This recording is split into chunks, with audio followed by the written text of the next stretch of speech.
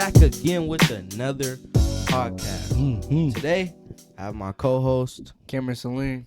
and our special guest. Special guest.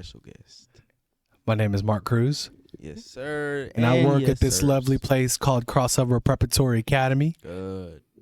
Good. I'm excited to be here. Thank y'all for having me. Yes, sir. It's been like months and months and months. I've been waiting on an invite, and I'm grateful to finally be here. Great.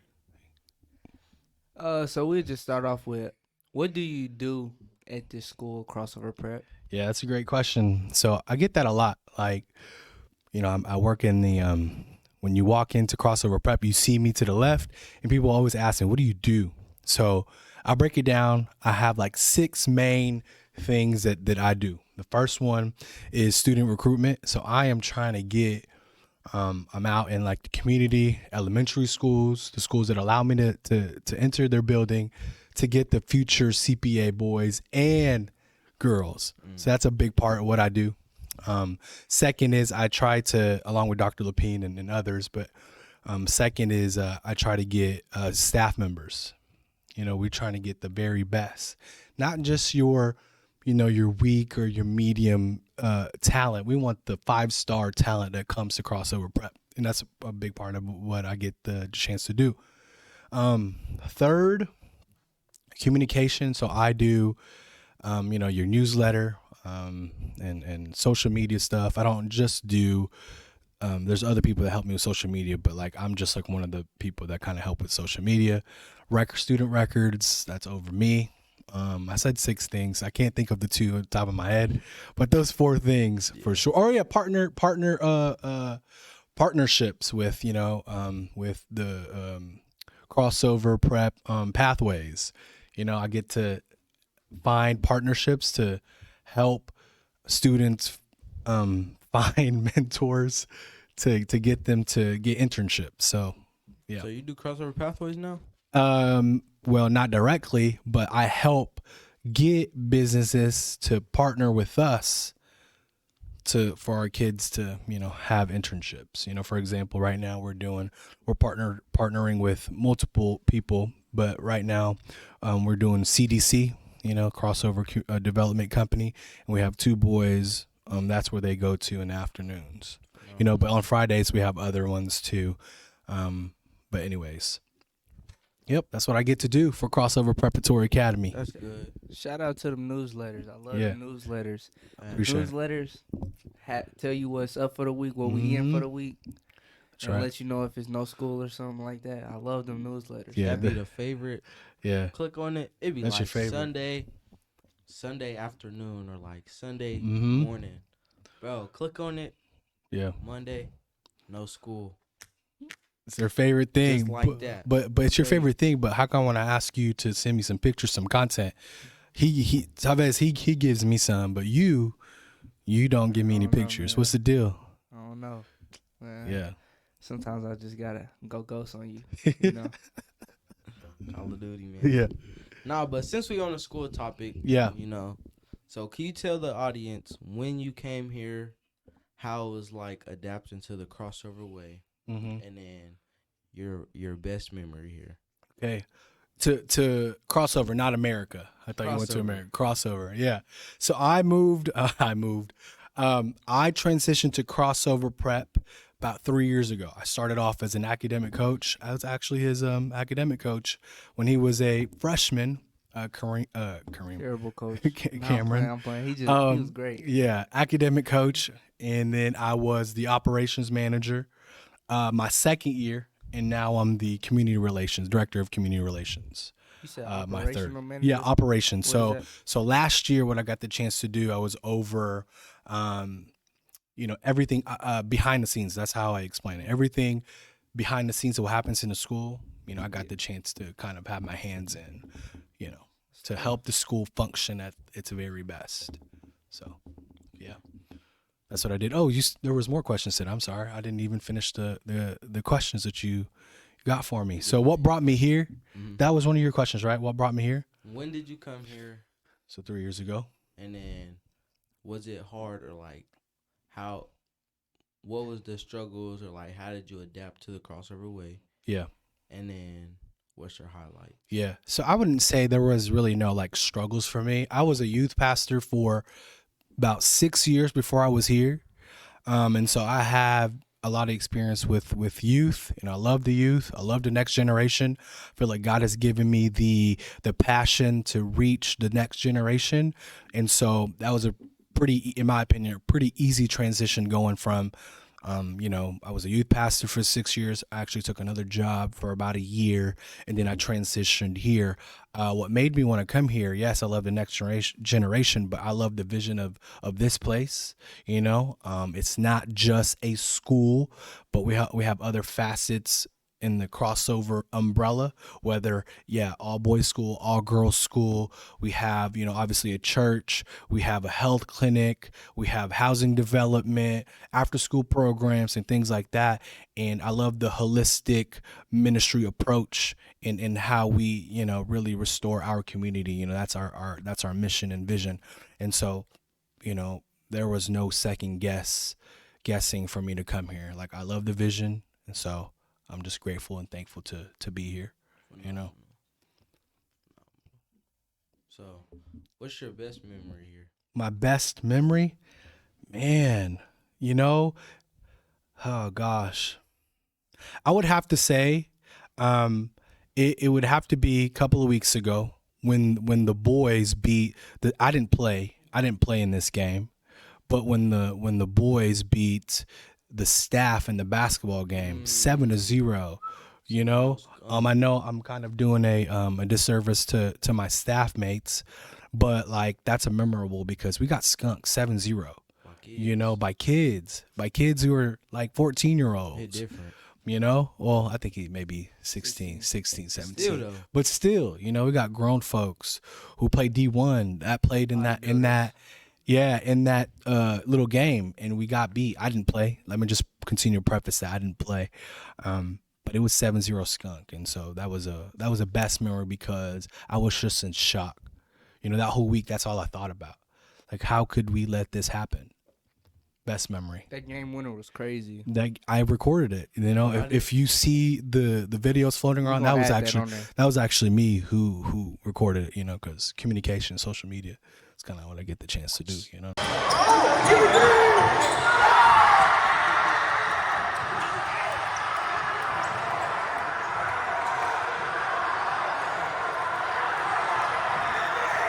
Boom.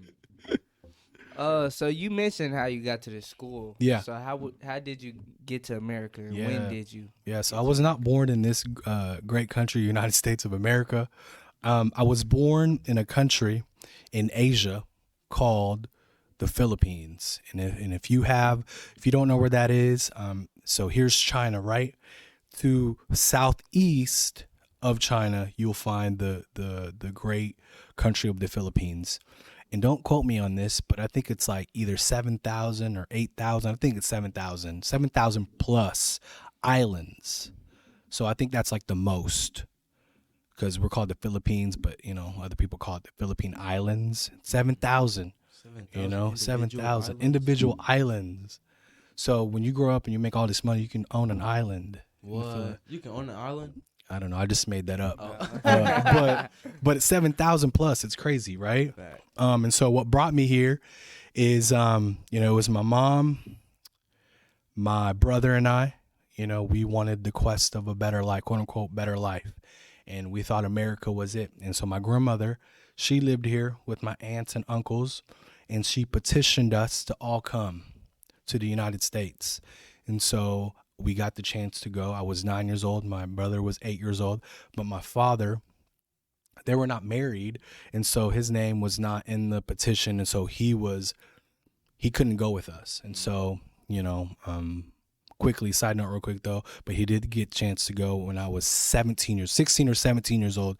He got the chance to go, And so again, we wanted to move here, or my parents wanted to move here for the quest of a better life. Right. So, yeah. Okay, so speaking of the Philippines, this wonderful place. Wonderful place. with wonderful people. And once you got both of that, you know what comes next. Mm-hmm. You have to have wonderful food. Wonderful food. That's right. What's the food like down Yeah. there, man? Or up there? Yeah, for sure. Side note, real quick, Tavez, we went to New York City together. Accurate. And it's I got the chance to share with you what the Philippines is known about, or one of the things they're known about, and it's the spicy fried chicken at the store called Jollibee.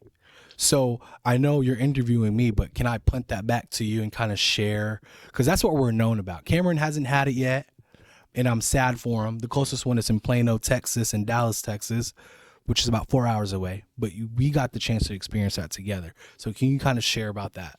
Okay, so boom, right? We go to New York. We walking in Town Square. Town Square or Times Square? Times Square. Times Square. I'm seeing all the beautiful lights. You know, I'm like, boom, boom, boom, boom, boom. It looks something straight out of a movie, bro. So then, Coach Cruz, he's just like, I'm looking for this restaurant or whatever. I'm like, oh, okay. Goes to the restaurant. Comes out with what is that? If you go to KFC and they give you a bucket, that's what it looked like. Mm-hmm. But it wasn't KFC. Mm-hmm. When I tell you, we got on the train and he starts smacking down. I'm scoping the scenery out. You know, I'm hearing, Yeah. I see Mr. Taylor. Why Mr. Taylor smacking down on the chicken too? I'm like, yeah. Gotta try some. Mm-hmm. Coach Cruz offered me some. Offer you can't do. Yeah. Mm-hmm. See? It was like Mm. mouth-watering, bro. Think about it right now, bro. Yeah. It's different. Yeah. But yeah, so that it's spicy, it's crispy, right? But then I don't know if you got the chance to dip it with the gravy, but that's what you didn't get the gravy. See, I only gave you half of the experience. The gravy takes it to 9.6 to like 10. 10 point. I know it only goes 1 to 10, but like, up there. Broke the scale. Broke the scale. That's right. But anyways, yeah, so that's what we're known for. You asked me about food, right? Yeah. That was the question?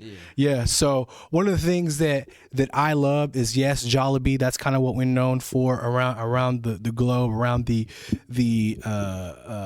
world. But also my favorite Filipino dish is called sinigang. And you can have all different varieties, and hopefully you put a picture up here what it kind of looks like. But yeah, right here. This will be where the picture is going to be. But it's cool because it doesn't limit you to whatever meat you want. So for example, right, it's kind of like a stew. It's sour. And you got your vegetables in there. You got to have your rice. Rice is a staple. Rice. Breakfast, lunch, dinner, snack, late night snack, late night dinner. Like rice is a very important a part of our meal. Okay, so you have your rice, you have your sinigang, which is my favorite. It's a sour stew. I don't know if exactly a stew. I can't find the right English word for it, but that's the best I can come up with. But it's sour soup. I'll just say soup with whatever type of meat you want. You want fish, because we're in an island, so there's a lot of fish, obviously. Pork, chicken, beef. I personally love it with like your beef and pork. And so, depending on which one I like, but whatever day it is. But that's my favorite sinigang. And here's a picture again. Like eggs in it or anything? That's a great question. No eggs on this one. Okay. Not that I've ever had any eggs, but vegetables. It's sour, but it's so much flavor packed into one. You got your rice. When you say rice, like white rice or dirty rice? Oh, that's great. That's a great question, Cameron. White rice. White rice. Okay. With sugar in it or just straight up white rice. No sugar. So let me break it down for you so it can set up the scenery. Hopefully I do a good job. So, your plate, you got your rice, right? It's probably occupies about 70% of your plate, and then you put some of the soup, right? You put some soup in there, In the bam, middle? bam, bam, in the middle, yeah, in the middle. Let it kind of go, kind of go all over the place, and then actually, this is a quick side note. You know how Americans we use a fork and a knife, right, to cut things, but for us, right hand, whatever your dominated hand is, and so it's the right hand goes. Well, I'm right-handed, so it's the spoon and the fork, and that's our knife. So spoon because I'm right-handed, and then fork on my left hand, and then that's kind of how I use a knife. I cut the meat, boom, boom, bam. The soup, just use my spoon, Like that. just like that, and that's what we use. Either that or your hands. Your hands are used to eat as well. I know that's kind of like crazy to some Americans, but like we use our hands, with rice, boom. Yeah. That's tough. Yeah. Okay. Biggest So we bag. got the food part. Yeah. Mhm. This was a big bag talk right here. Yeah, we is the biggest. Don't forget the realest. So we got the food. So when you just eating, you gotta have some type of entertainment, Yeah. So what sports Yeah. or That's a great question. TV? Well, not TV. What sports do y'all watch? Yeah. Yeah. So the Philippines, we are known for boxing.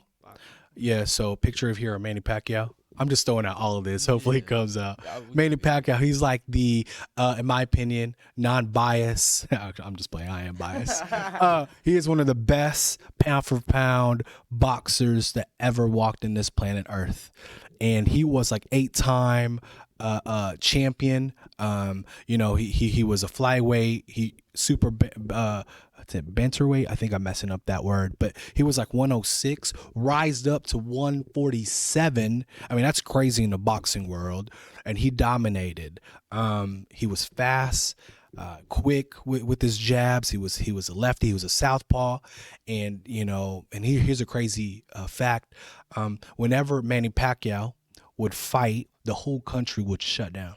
It is reported that there is 0% crime rate that happens in the Philippines whenever Manny Pacquiao in his prime. That is great. That's yeah. like great inspiration on Yeah. the city right there. Right, 0% crime rate because everyone's glued on the TV.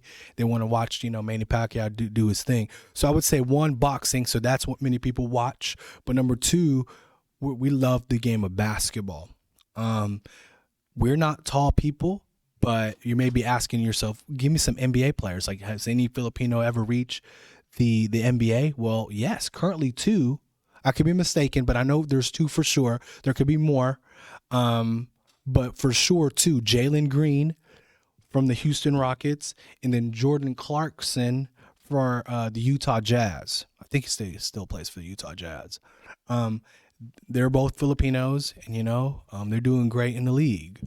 So boxing, basketball, and then karaoke. It's not really, you said entertainment, so karaoke is like a thing. If you ever go to a Filipino house and they don't have a karaoke anywhere, I don't think that they're Filipino, to be honest. So that's a staple. You have your rice as your staple. If you don't got a karaoke mic or whatever, like, cook. yeah, you're cooked.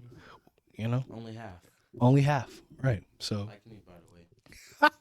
Half and half. that's right. Okay, so on top of the sports aspect, food aspects, above all, what's some common misconceptions about Filipino? Man, wow, that's such a great question. Shoot, misconceptions about the Philippines. Okay, yeah, I got one. I think when you meet people, you hear a lot, hey, you're not Asian, and that's a big misconception because I know Filipinos are either classified as, or for the ones that experience from my life, either, hey, you're Hispanic, which we do have Hispanic blood, by the way, because the Spanish invaded the Philippines for 400 years. But they never equate us to being Asians, but we are, because we are in Asia. We are in Southeast Asia. We're literally right by China, Taiwan, and Singapore, and all that. And so I think that's the number one. I think is when people think about the Philippines. From my experience, I know that's not for everybody, but they typically think like, oh, also my last name is Cruz, so they think I'm Hispanic, which again, I do have Hispanic blood, but we are Asians as well. So I would answer it like that. Yeah. So you from the Philippines, do you ever go back and visit sometimes? Yeah, that's a really good question, man. So it's really expensive to go to back to my country. It wasn't the last time I've been there was 2004. I was 14 years old. So it's really expensive, man. And I got a family now, and so it's just a little bit harder to get us all over there. It's it's just really expensive, and so I would like to go ASAP as soon as possible, but I got to get my finance right. Hopefully I get some money from this podcast, Right, to fund to fund me going back. But anyways, yeah, that's definitely a huge desire, and I hope one day I get the chance to do it. Sure. So we talking about coming and going, coming, greeting. Is there any specific way to greet one another? Yeah, that's a really good question. In your other country, you got your kiss, right? You kiss, all that, right, to the left, or maybe to the left or right, I don't remember. But anyways, in the Philippines, we really want to honor our elders. Okay. And so can I borrow one of your hands? See, so pretend you're the older. Let's say you're my grandpa, right? For the sake of illustration here, Tavez is my grandpa, so I'm in the Philippines, right? To honor him, he would reach out his hand, right? So he's doing it right now, and then me as the younger child, or not, it doesn't even have to be just a younger child, but I would have to go like this, and we called mano po, and that's just a way of acknowledging, honor to our elders, and so that's what we say, mano po, and then. Yeah. But interestingly, though, that's definitely something that what we do in the Philippines, my grandmother or my grandpa, they never did that with us. And so maybe it's because, we lived in the United States of America. Maybe that's it. But that wasn't a habitual thing that we did, or that I did, or my cousins with my grandpa or my grandmother. And so, but you would find that act right there everywhere as a sign of respect. You would say mano po, and let me pause real quick. That word po, it's like that's also like a sign of respect. When we talk to people who are older than us, or people that we're trying to show respect to, that's the way we end whatever sentence. Blah blah blah blah. Po, as a sign of respect, because that's what we're big on. It's just respecting elders and respecting people when we talk to them. So that's like when you first greet them, or is that like saying goodbye? Yeah, that's good. That's a really good question. I think both. I could be wrong, people on the chat may say you're wrong from the Philippines, but again, I know that's something that Filipinos do, but that's something that my family culture, we just didn't do, but I think it is both. I know for sure greeting, but I think at the end too, when you're saying goodbye, just a sign of respect and honor as well. On top of that, you said your grandfather and your grandmother didn't do that. Mm-hmm. How do you say, so like in Spanish is, what is it? What's like the grandpa word? Oh gosh, I'm tripping. Tío, tía is aunt and uncle. My gosh.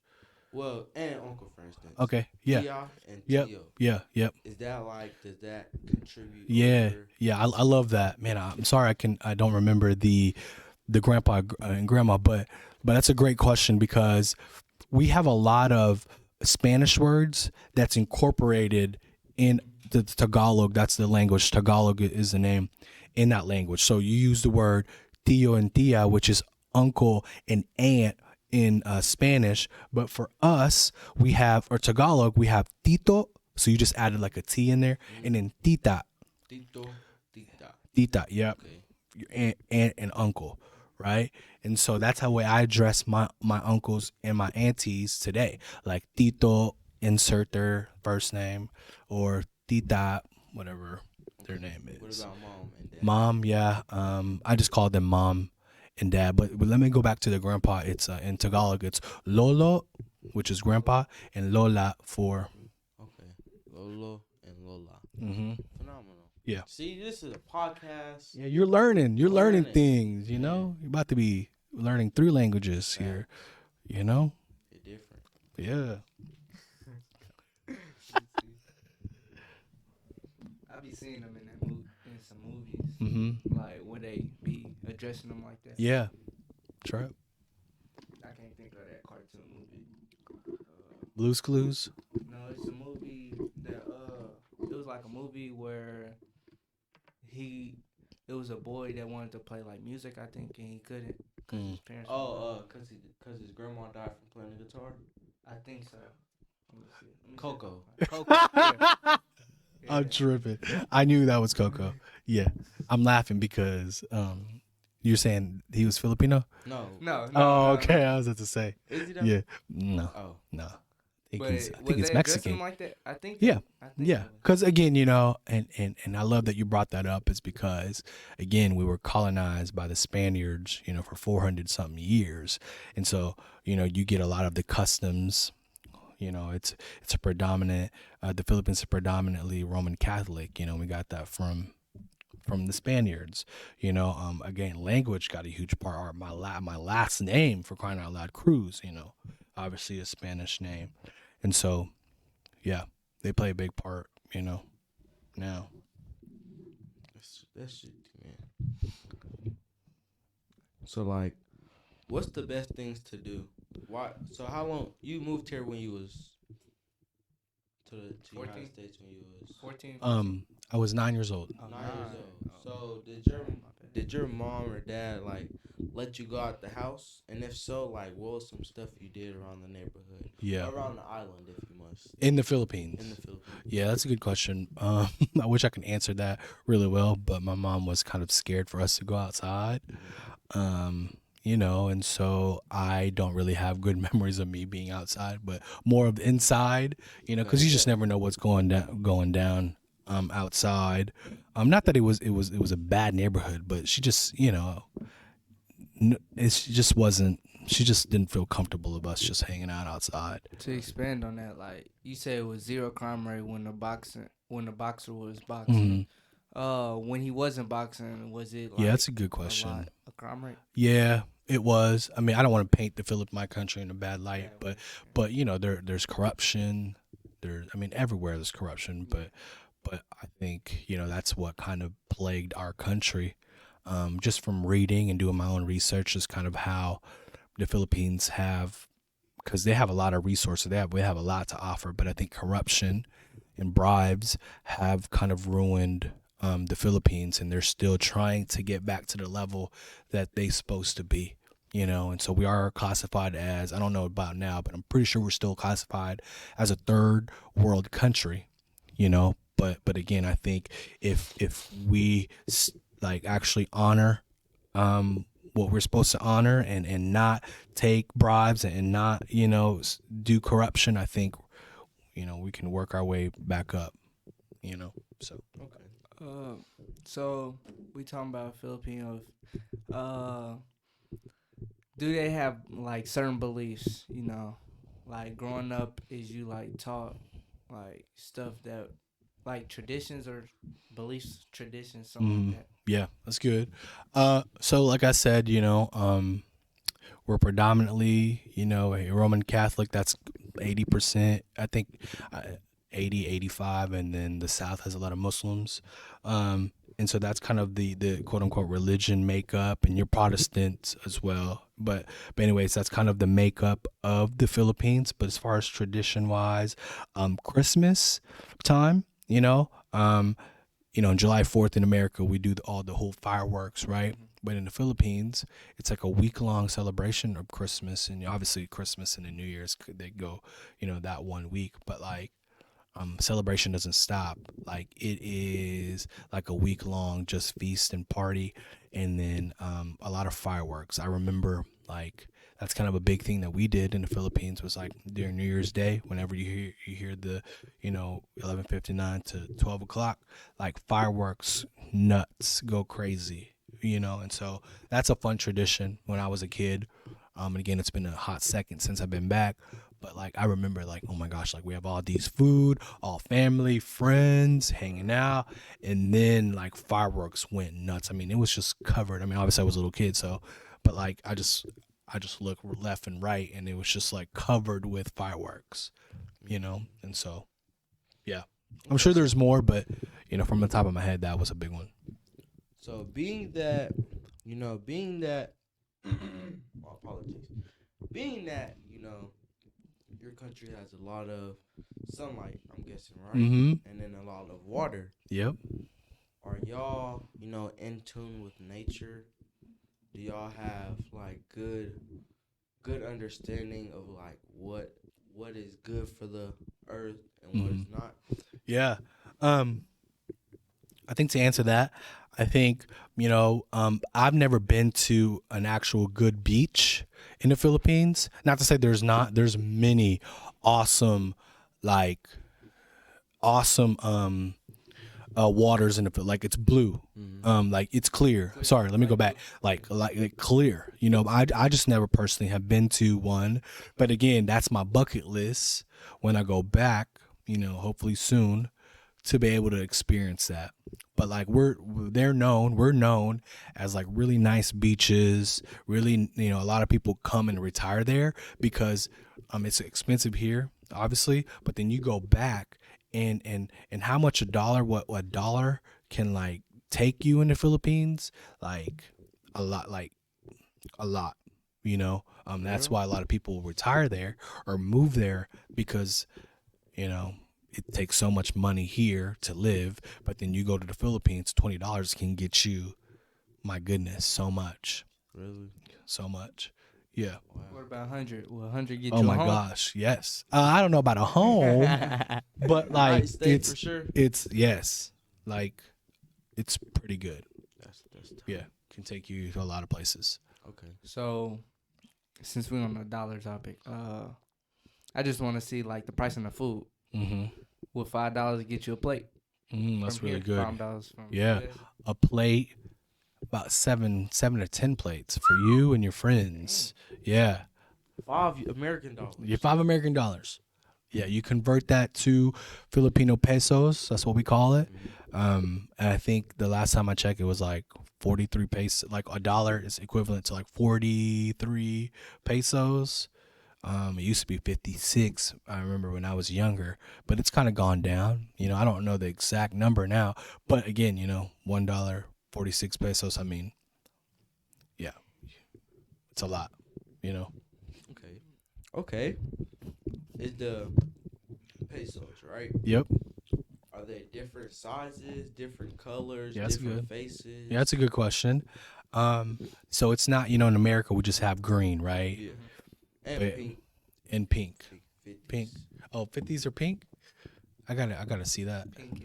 Pinkish. But anyways, in the Philippines, it could be different now. It shouldn't be different now, but it's different colors. I remember seeing different colors for like your 5 pesos, different color, 10 pesos, different color. Your coins are even like differently shaped. Oval. So I think some of them are even oval. Really? Yeah. So Oh wow. yeah. That's tough. Mm-hmm. So what about like the faces? How is the Philippines governed? Is there a president, a Yeah, that's a mayor? good, great question. So there is, we try to, when we got our democracy, when we won our victory against, your Japanese, even America tried to occupy us. Obviously the Spaniards, like I've shared with you all, when we got our own independence. I don't remember the time frame where we got our full independence. But anyways, we set up a democracy, and so we have a president, like America, mayors, we have all of that. governors. We have all that Senate. You know, we have all actually Manny Pacquiao. I think I don't know if he's a governor or is a senator.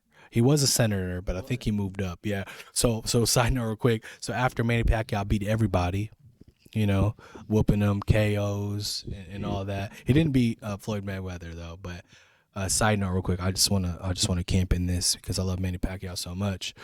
He fought Floyd Mayweather, which is he is undefeated. I'm gonna give honor where honor is due, but Manny Pacquiao was also hurt, you know, and so, you know, no excuses, but it would have been awesome to see him, Manny Pacquiao, at full strength, you know, facing an all-time great like Floyd Mayweather.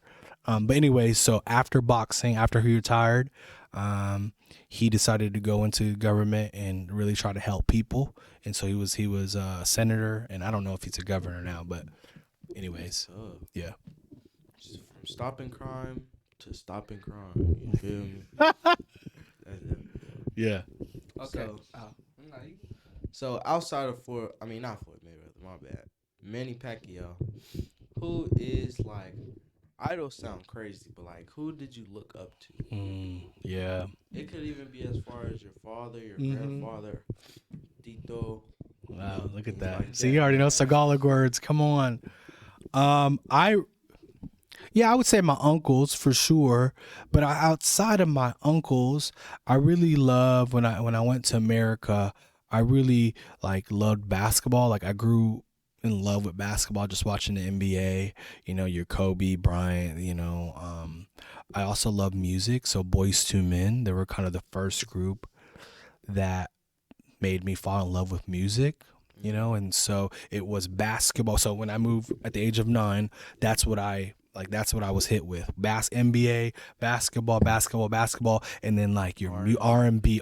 Like that's what I love. That's what I cling to. Was like, man, I love basketball. I play basketball every day, but I also love your Boys to Men, your Jodeci, and Marvin Gaye and Luther Vandross. Like these were the group of people that I just like love. Some good music. Yeah, I know. Yeah, and so all of that, you know, like that's kind of who I looked up to, you know. When I was growing up, so. Okay. Yep. So when it comes to your birthdays, what do y'all be doing in your country? That's a really good question too. I wish that I would share something that's different, you know, but it's just normal, you know. Hey, invite your friends, you know, we'll have a little party. Obviously rice is involved, you know, with the party. But anyways, yeah, it's just nothing too crazy. Y'all got some different types of games y'all used to play as kids? Yeah, that's a good one, Cam. Yes, but from the top of my head, I can't. I'm having a tough time like remembering the names, and you know. But I played basketball when I was, you know, young. Was you good? No, I don't think I was good. I'm not gonna lie to you. But when I came to America, I got better. Okay. Let me just say it like that. Speaking of America, you met your wife in America. I did. Your wife, Your son. Yep. Would you like to tell the viewers a little bit about your family? Yeah, for sure. So I met my wife. We were going to the same church. Back in college, I went to the great university called University of Oklahoma, Boomer Sooner, OU. We're gonna make some noise in the SEC in the coming years. But that's where I met her. She went to OU. I went to OU. We went to the same church together. And I started talking to her. We went to a mission trip in a country called Morocco. And after going to that mission trip in Morocco, international mission trip, that's kind of how we started, our love journey started to happen. And so I married her in 2015. I known her in 2013, engaged in 2014, married in 2015. So we're about 9 years married, but close to 10 years being together. You know, we also have a son. His name is Gray. He's 14 years old. We adopted him at the age of 9, but we known him when he was 8. And so, you know, yeah. So my wife, Bree, and then our son, Gray. and he actually attends this great school, an 8th grader, Crossover Preparatory Academy. You know, so yeah, a little bit of our family. It's a great school, by the way, man. No cap. Yeah.